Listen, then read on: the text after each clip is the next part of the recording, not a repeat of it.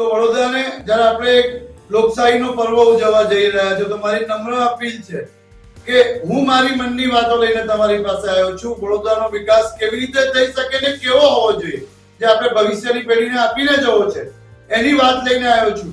મારી દરેક reels video, મારા વિચારોને સાંભળો, સમજો અને તમારા મનની વાત સાંભળો, મનોમંથન કરો અને માત્ર પક્ષતંત્ર માટે વોટ ન કરી અને એક ઇન્ડિપેન્ડન્ટ કેન્ડિડેટને પણ લોકતંત્ર માટે વોટ કરો.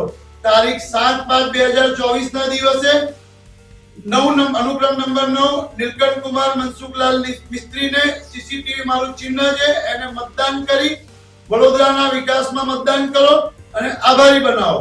વડોદરાના વિકાસ માટે 9 નંબર સીસીટીવી તમામ મુદ્દાઓનું એક જ સોલ્યુશન સીસીટીવી. અને વડોદરાવાસીઓ, જો સીસીટીવી આવશે ને તો લોકો કામ એવા કરશે કે ટીવીમાં અવાય, સીસીટીવીમાં નહીં. આભાર. અસ્તુ.